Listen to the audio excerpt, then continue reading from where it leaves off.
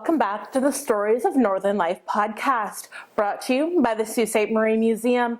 I'm your host, Nicole, and today we are going to be interviewing David Ellis about Perry Short and LACAC. So let's get into the episode.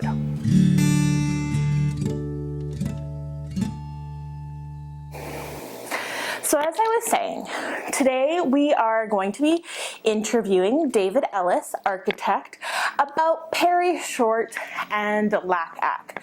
So if you remember a couple weeks ago, I told you sort of about LACAC and how they got started up here in the Sault.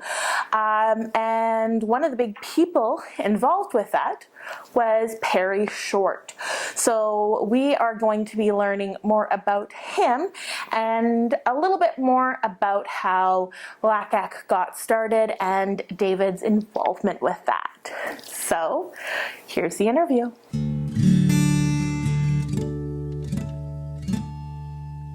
What can you tell us about Perry Short?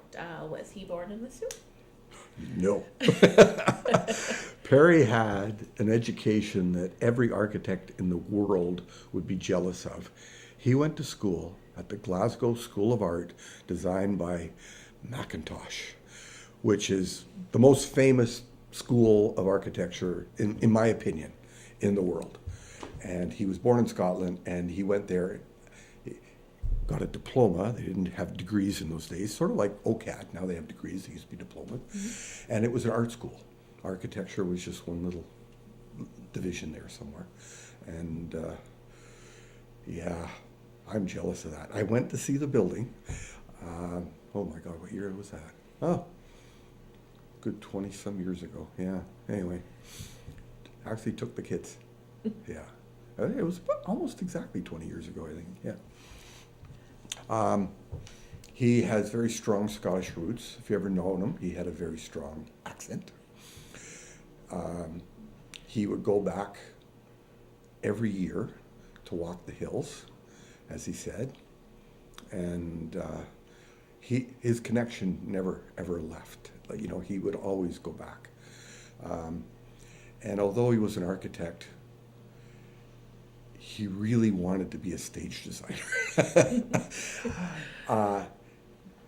He would design buildings and get excited, and the excitement would start wearing off as you had to get into the details and, you know, the boring stuff, the technical stuff, like how do you get the door swing the right way to meet the code, but it's going to hit somebody in the head because they're walking out of this door right here and they have to be across from each other, you know, that sort of stuff. And but when he was doing a stage set, didn't matter. He was floating above the air the entire time. He lived for that. Remember I told you my social life and my friends revolved around cycling? His revolved around the theater. And same with Janet, his wife. Like Janet, she would put on accents. Like she had a British accent, but it wasn't that strong when you talked to her normally. But boy, when she got into the theater or if there was a press around, it would come out really strong. And it was the actress in her, even though she really wasn't an actress. But they lived and breathed theater. And I learned some valuable things about that in the sense of my current office is a stage set. It was a lovely old church. Mm-hmm. But it was like a church built in not very rich times, and it was very bare, like steel columns clad in a piece of wood, mm-hmm. You know, no fancy whatever. Had some stained glass windows, little, but just a big open space, a lot of pews and whatever. And I kept that church, and I thought, how would Perry do this? And I said, he'd do a little bit of everything. So I took the old and made it look even older. I put fluted columns over the columns. I put cornices around existing walls. All this stuff they probably would have done, had they had the money if it had not been built when it was built. Mm-hmm. And then all the new stuff, I have a series of circles and curves, so you can tell they're totally different. So I left the church as a church, although not the same church, and then built the stage set within it. But Perry and his theater came out in everything he did. And he was passionate about, like, there was only two things he was passionate about. It was architecture and the theater. Although one was here, one was here. Yeah. I got to know a lot of his friends only because they would hang out at the office. And that was kind of neat because I had no connection whatsoever with the theater. And I actually feel really badly because, again, Hannah and her partner especially, in the theater, like, they would have just been one of his best friends had they been not two generations apart. So I'm really, really happy for a multitude of reasons because I know some of the stuff that my daughter is really interested in now, but I only know because of hanging around with Perry. Mm-hmm. And I don't know how to explain it. We weren't friends. I worked for the guy, or even when I was his partner, I was still, he's the boss. Mm-hmm. I had my name on the door, but it wasn't until I actually had my name on the door only that I actually became myself. But he taught me so much about the passion and the craft. And I'm really happy I ended up getting a job with him, even though I didn't know him before I walked in his door the first time with that piece of paper. And even then I didn't get to know him. I just talked to this guy with a Scottish accent for half an hour and then left and went, oh, shit, another job I didn't get. Until he phoned me and I was like flying. But he taught me so much about what architecture really is. You know, at school you learn about the history of architecture and it's mainly about the technology and all this sort of stuff. But what they don't teach you is the passion, you know, and you could see it in certain profs and you tend to gravitate to certain people because of that. But Perry was one of these people you could have gravitated to, you know, because he lived and breathed it. Well, that and cigarette smoke. But and he was like, we were exact opposites. Like, I would never smoke. I would never drink it. You know, like I was an athlete apparently, and he never took a cigarette out of his mouth ever. You know, and you go to the Algo Club and it would have liquid lunches, literally, and I would be the only one having a coffee or something, and it was just very different. But he taught me that how important architecture is for the history of the city or wherever you're building. It defines it. After you're gone, people don't remember you, but they will remember the buildings. They will remember the YMCA that they went to when they were a kid. They will remember going by City Hall or the courthouse. They will remember all these things. Whether you designed it or not, it is our memory. And I know you're a museum and you sort of do the same thing with artifacts. Well, it's the same thing. The buildings are our history and our artifacts. They're our collective memory. And he kind of made that loud and clear. So whatever you did, you try to do the very best you can. And that, of course, led to lots of problems because you want to do the very best you can, but you either have a client that thinks they know you more than you, or they don't have the budget, or there's always something going on that kind of fights that. But he also said, don't give up and try to get a little piece of your heart into it, you know? Mm-hmm. And he taught me really, really well. And I could not have had a better teacher. I really couldn't. And I will say he wasn't the most popular person around town because he spoke his mind, and that never works well. And I'm getting old and grumpy, and I'm becoming just the same. I wonder where it was. I can't decide if it came from my dad or from Perry. One of the two. But yeah, he designed a lot of great buildings, like the Elko Club. Mm-hmm. I'm trying to think of some of the places that he did do. St. Jerome's Church, talking about modernism. Like, that was back in early 60s. If you've ever been inside that church, it looks as modern today as it did then. Well, in the sense of, you've probably seen a lot of movies with mid-century modern. Well, it's sort of like a mid-century modern church. It's very, very cool. I really like that building. The group health center was his. It was his job initially. He did the addition. Jerome Marston did the original building, but he got all the, Jerome's from Toronto. He came and left, and then Perry took over, and then Perry handed the baton to me, which I really, again, I can't thank him more. You know what I mean? Because that was his baby, yet you can work on this. And he had a couple of partners, and I don't know much about them. When he first came to Canada, he went to Elliott Lake. It was during the boom, when there was just the uranium boom. And there's a short street that's named after him. Okay. He did their city hall. He did a whole lot of their major buildings down there. And then when the market dried up for uranium and it became do not touch, he moved to the Sault, and he joined a firm. There was a firm in town run by a Finnish guy by the name of Jules Pavio. And they became Pavio and Short. But that only was very short-lived, because Pavio left and went to Toronto, where he got a teaching gig at Ryerson, and he taught there. And then he joined another guy, and I had no idea about this because I'd never heard of him, Bob Ozer. And it was Ozer and Short that had done actually the Alco Club. And that's how I got my job. Remember I said there's things about how you got the job? Well, remember I told you I didn't get offered the job? I was waiting for this. I had no idea why he didn't hire me then, and I went home empty-handed, because he literally phoned me the next day and offered me the job, and there was no hint at all. He had phoned his ex-partner, Bob Ozer, who was a studio prof of mine, and luckily I was the highest mark in the class that year with Bob, and he said, I'm looking at this guy, Dave Ellis. He said he went to Carleton, you know him? Well, he gave me a really good reference. That's how I got the job.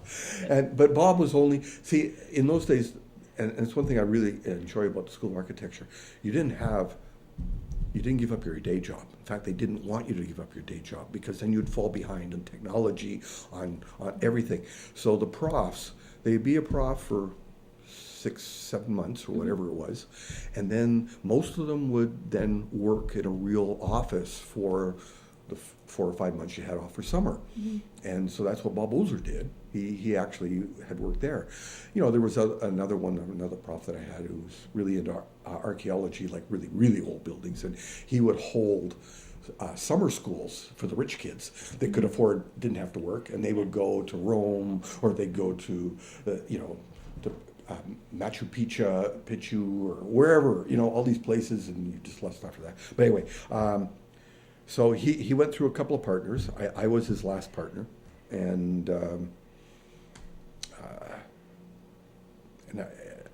so I was with him. He started in '78. He retired in 1990.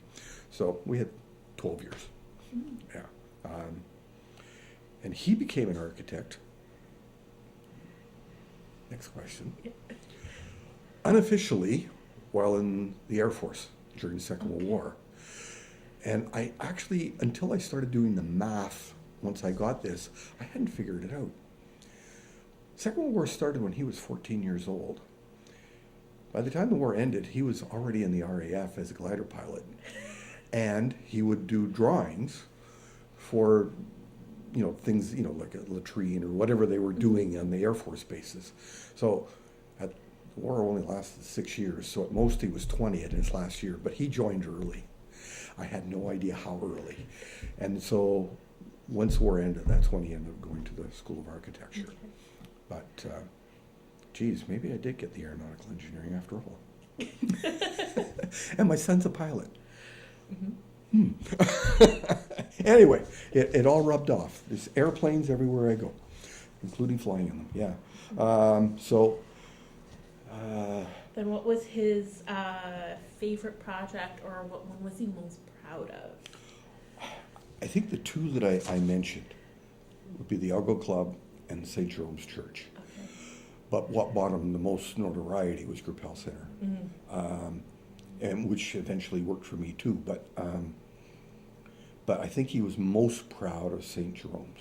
Okay. Okay, everyone would think it would be the Algo Club, but I think the Algo Club, he did it along with Bob, Okay. and therefore he couldn't take full 100% responsibility, where St. Jerome's was. Yeah. And so I'm going to say that it's certainly my favorite building in town that he designed. And I know he was proud. He was proud of everything, though. He really, like, even the crappy jobs, he built it, and there was a little bit of him in it, right? Yeah. Yeah. So the next part was sort of, did he do archaeological digs as well? Because the first time I sort of heard the name Perry Short was actually back at the Old Stone House, looking through the old book on the archaeological dig that was done there, and that whole write-up was all done by Perry. Yes. Perry had a love of old buildings. And you mentioned LACAC, and he was probably one of the founding, if not the founding member in the Sault from LACAC. And he did Bishop Fouquet Chapel at Algomayu. He did the first study on that one too. He did a lot of the buildings that actually were registered. By the time I got there, there might have been 30 buildings in town that had been registered, and he had given the architectural opinion, I would say, on every one of them. He loved that stuff, and actually, again, some people that I got to know that were involved with archaeology, but it was never a good paying job, so they always had other gigs. Well, I got to know some of these people as well, and it's a small world. Yeah. So he, and like I said, one of the things I was most proud of is he had done the restoration of the Old Stone House, but he gave me that summer kitchen job. He helped me on it because I was still a young kid, but he made it feel like it was my own.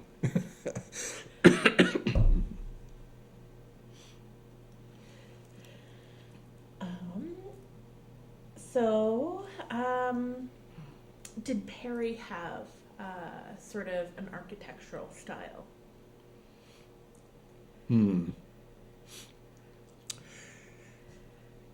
He had moments of modernity, but moments. He had moments of restoration. I don't think he had a style. Like, if you look at his list of buildings that he designed, you'll see that everyone is different. And I admire that too, because some people, you get hung up in your style, right? And it becomes, the style takes over from the project at hand. He would look at every project as an individual and look at the budget is, who the client is, who's going to be using the building, how's it built, what context is there with the neighborhood, et cetera, and he tended to design one-offs, and that's unheard of nowadays. And to be really honest, that's what scares me about the future. I'm worried about AI and stuff, where it's all going to be, hey, design me a new house, and it's going to look like something out of a magazine, but a hodgepodge of 47 different things all stuck together. At least everything I've seen done by AI looks like that now.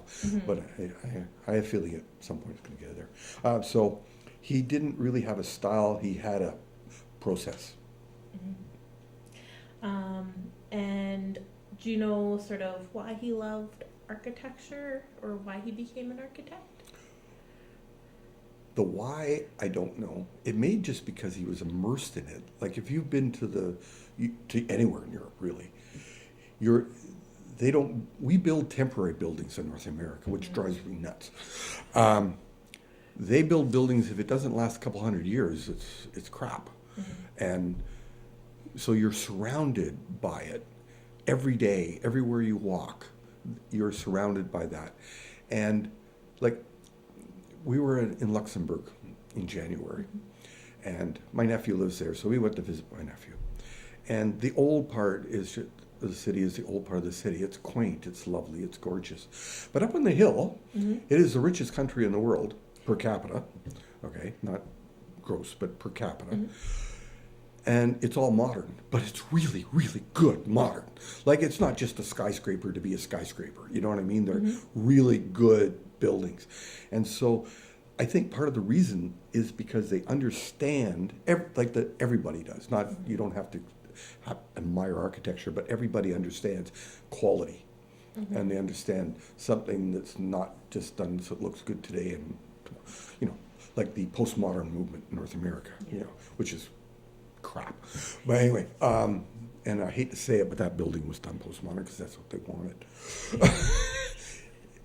To be honest, the building means a lot to me because of what it's done for my career. I'm not as fond as what it looks like from the outside.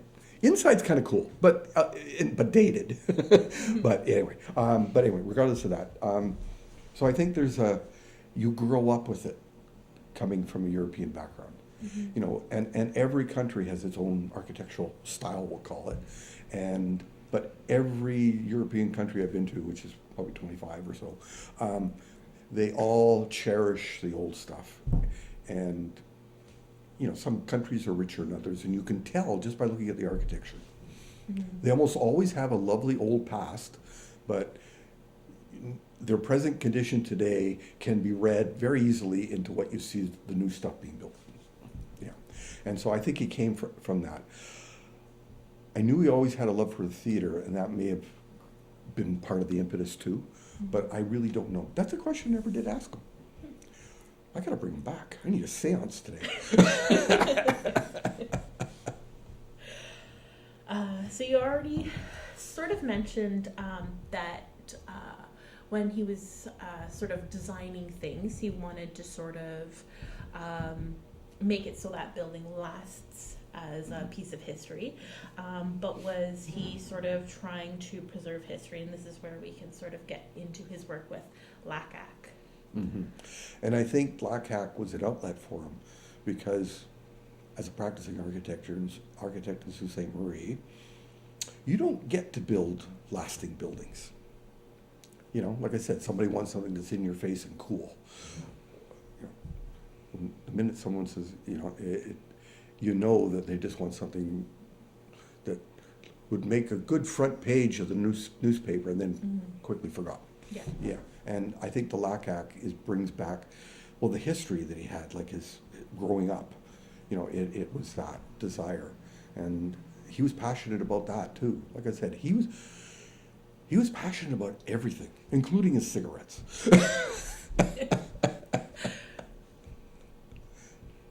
Anyway, yeah. Yeah. So you were saying that he was sort of like a founding member of LACAC. Yeah.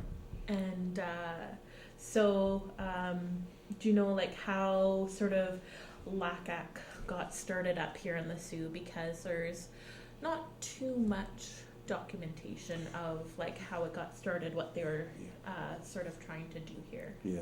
Well, the LACAC wasn't really a city hall thing when it first started out. You know, there was a mandate from the government, but there was no money. And so it was a couple of like-minded people that basically did it. But they did a lot of that work on their own. Like, it wasn't like they were being funded to do it. It wasn't like they're doing whatever. And even the current rent, you're not being funded to do that. It's all volunteers. But at least they pay for your lunch and a cup of coffee. And everybody shows up at the meetings, and everybody has the passion. And so it's the same, but except now the board is huge. You know, comparatively, LACAC was like 2 or 3 people. And I never went to a LACAC meeting, never invited. But I spent a lot of time around him, and when he passed away, I wasn't ready to step in. It was Chris Tossell. Because Chris, again, Great Britain, actually Wales trained, and he again had that knowledge and of older buildings, and that was his forte. And it wasn't until he decided to retire that I ended up getting the job. And really big boots to fill, both of those guys. Yeah, and then so probably by the time you joined, was it the Municipal Heritage Committee? Okay. Yes, it was. Yeah. So what was your involvement with them? I was the token architect. Well, you need an architect on it because when I first got on it, and LACAC specifically, the only thing you could designate was basically the outside of the building and the architectural style or historical significance. Yeah. That was it.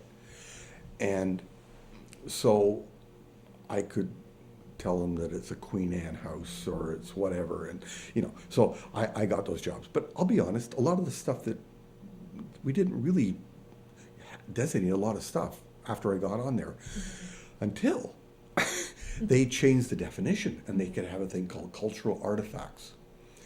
And then all of a sudden, oh, well, we can't seem to do any more buildings, but what is significant in Sault Ste. Marie? And I have amazing kids. I got a daughter who's amazing. I've got a son too. Because the amazing artifact that we were doing was, if you were a child living in Sault Ste. Marie, you played on the old train at Bellevue Park. And that old train is not just an old train. It is extremely rare. It has a long history from Algoma steel, and it's probably the best preserved of any still in existence, but it's a cultural artifact.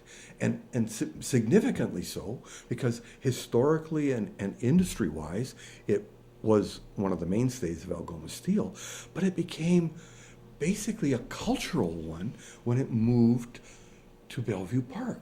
Every kid from the time that it moved there to recently grew up playing on that train. It became a thing, Thomas the Tank Engine type thing, you know what I mean? Anyway, my son, who was a train fanatic and a plane and a ship, boats, planes, and airplanes. Yeah, well, anyway, not cars so much, although he does like F1. But he, historically, when he was a little kid, you would have loved working with him. He was really interested in that stuff. And so he did all the research, and I was just a conduit for it. And he got the first cultural artifact listed in the region, not just Sault Ste. Marie, of that train. And he did that. Yeah. Hey, you should have him working here too. I think he was 5 years old. He went to the Natural History Museum in London, and he went inside, and he was just screaming at the top of his lungs, "A Diplodocus, a Triceratops!" There was a teacher running her grade 7 or 8 type school kids through there, and she was asking them questions. So what is this? And it's hard pressed to get an answer, or at least the right one. And he was running through, and this little kid identifying literally them all. And she comes up to me, "How old is that boy?" Anyway, he's the same way. By the time he was in grade 7 or 8, he could tell you literally every ship that was on the Great Lakes. He would sit there, because we lived at the beach at Pointe de Chine, with his binoculars. Oh, the so-and-so's coming by. He would draw a sketch of it. He would take a picture of it, and he had a book. And he created this book this thick with everyone. And boy, if there was a boat that he was missing and he saw it, he would go bonkers.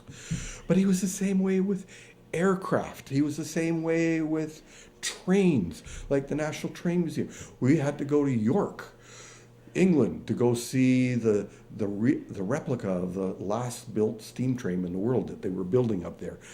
I'm still remiss because I still have to take him on a ride on it because it's finished now, and we haven't done that. But he's a historian like you've never met. But he didn't go to school for it. He just loves it. But anyway, so he did all the work. I took the glory. But that was one of the few things we did. We tried to get a neighborhood done on top of the hill. Yep. And I think part of I quit for a couple of reasons. One of them was I was just so frustrated that we were making no progress with it. And it still never happened. So, but anyway, a lot of very nice people on it. And I was so happy when Hannah took a seat. I was really, really happy about that. Because although, again, she's a photographer, but she's got this love of history. every Sunday she comes over for dinner, okay? And she's on the phone with her two brothers. So one's going to university at Brock, and the eldest Graham talking about, he lives in Calgary. So we split the time between them. Although Graham talks a lot more than Andrew. And so it's mainly with, at least an hour and a half, at least, sometimes 2.5 hours with Graham. I might get half an hour of Andrew, but anyway. And they do nothing except talk about history, talk about, like what she's doing here and going, battering back and forth, talk about movies and theater, talk about music. I'm so proud of my kids. Especially, they know so much. They know more about my music than I did. Anyway, it's kind of cool. But so that's how I got involved with LACAC. Not LACAC, but the municipal. Yeah. Now, what else did we want to say about Perry, though? That's the important part, not me. Yeah, the start, like I said, that, report some buildings, yeah. Yeah, and actually I mentioned the two major ones that he did, but he did a lot of the, just the houses, like the best residents, which is funny because they're really good friends. We went up to supper with them last night. Well, not last night, Saturday night. But they have the Queen Anne on Upton Road, which was designated. Yes. And, there's a lot of buildings around town that Perry would talk to me about, like at the corner right below Pym Street where we used to live at Queensborough, that lovely apartment, townhouse apartment that wrapped around the corner. It's a small world, to St. Maria. I knew an engineer that lived there, and he moved there because he knew Perry, and he knew Perry would make sure that it was done properly and all the rest. And the Thayer Lumber thing. Well, why did he go to Thayer Lumber? Because he knew that was, if you went to, a big box or a Sioux Mill or whatever, you're going to get regular modern lumber. You go there, you get to pick out every single piece individually, and some guy will help lift it for you and move it. And and he had his little connections everywhere, and he made those. I'm not sure through architecture or through LACAC, probably both, but he passed on that knowledge. Yeah. Oh, anyway, and then he had a love of family. He loved his daughter more than life itself. And like I said, I was sitting beside him when he got the phone call from, I think it was Belgium. Anyway, she got by a car. And I remember them, because I was sitting right beside him, I could hear through the phone, "Are you sitting down?" People don't say that, especially someone you don't know. And when he sat down, he put his cigarette down even. And then they told him the news, and he almost died on the spot. And he got on a plane, and he and Janet flew there and stayed with her until she was stable enough, because she was in a coma. Mm-hmm. And that was weeks until they moved her back to someplace in Southern Ontario. And even though she was unconscious, they spent months down there, just sitting by the bed.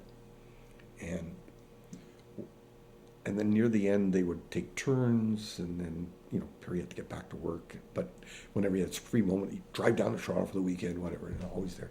And, she was just, as we thought, brain dead and laying there. And then he got another phone call. And I was sitting right beside him then, too. "Mr. Short, I have to tell you a story."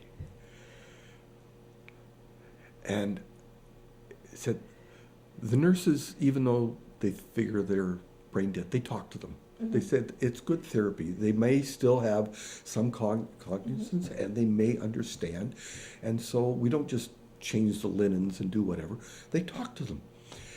And her arm or her leg, I can't remember which it was hanging out the bed. And she walked in, the nurse said, "Katie, lift your arm." Now, her arm didn't get lifted, but it moved. And she screamed and ran down the hall. And that was the beginning of the good news. And it was a slow recovery once she woke up. And then a lot of physio. She had to learn to walk all over again. And no, she's never the same. She still has her sense of humor, though. Yeah.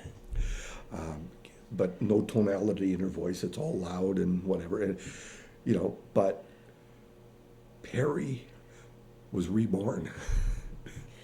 Like literally, he was reborn.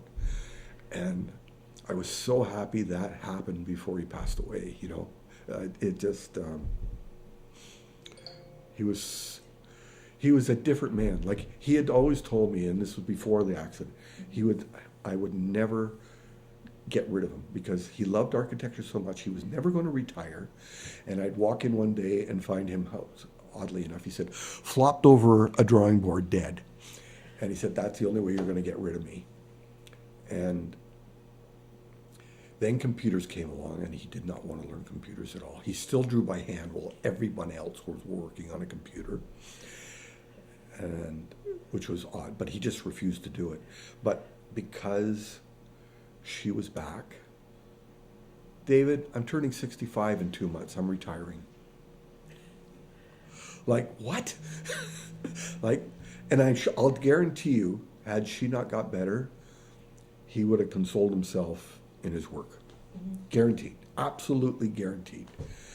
And he had a couple of years at least. Like he did have a stroke and he passed away young. But like I said, he was reborn. Like he was, architecture and the theater was his life, and then everything just put on hold. Like completely. For months and months and months. Like it wasn't like 2 or 3 months. It was a long time. And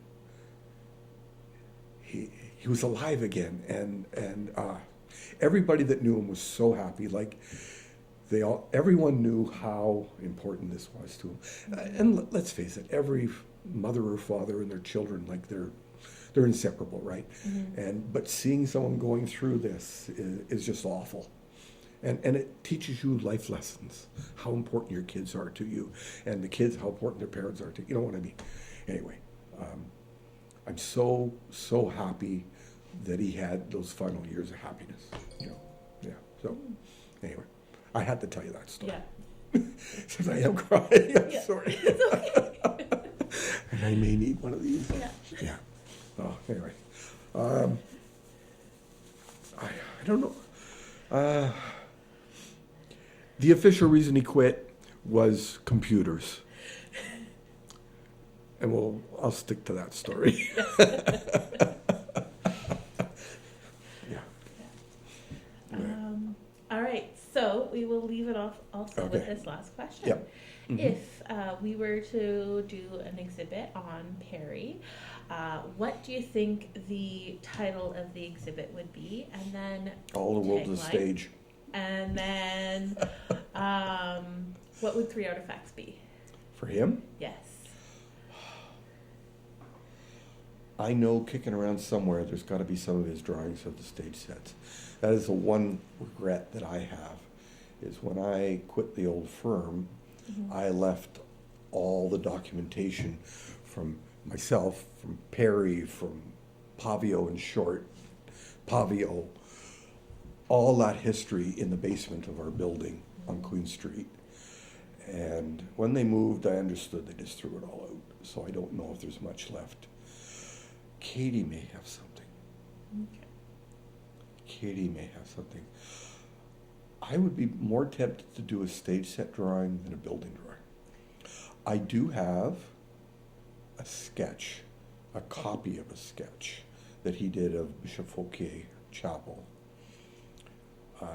I could give you a photocopy. Just remind me of that when we do that. I'll bring a photocopy of that.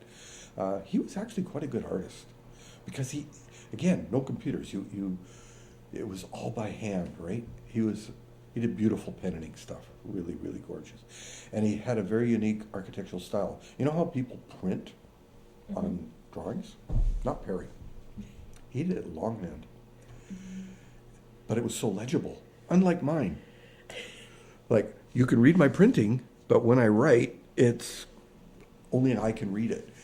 He would write, but it was, the only time we'd use caption would be for a title. Mm-hmm. And it was very unique because in the old days, we would look at a drawing, and as Perry say, recognize that fist, and you could tell the draftsperson that worked on it, because everyone had their slightly different ways of drawing or doing letters or whatever, and you could point them all out. Oh yeah, that was so and so, and that's so and so. Perry's was instantly identifiable. He's the only architect I knew anywhere that actually wrote. At least I'm sure there are some. I don't know that many architects really, or nor have looked at their work, but of the ones I have seen, I have never seen anyone write. It's very, very unique. And it always has a trademark cigarette burn or a coffee stain or both, or many times. Yeah.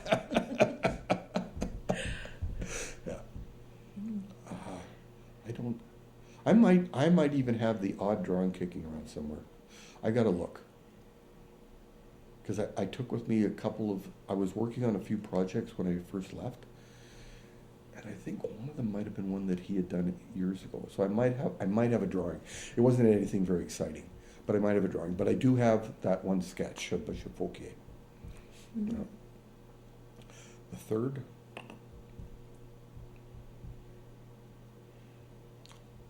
I'd say a shot glass with a cigarette butt in it. But that would be rude, so I'm not going to do that. So if you lived with him every day, you'd understand that he chain smoked and he chain drank.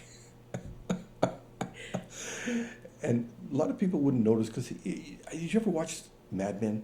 Mm-hmm. Okay, well you understand that era, the 60s. They all had booze in their office and they were smoking all the time. Well, Perry was a very, very similar person. It just never changed.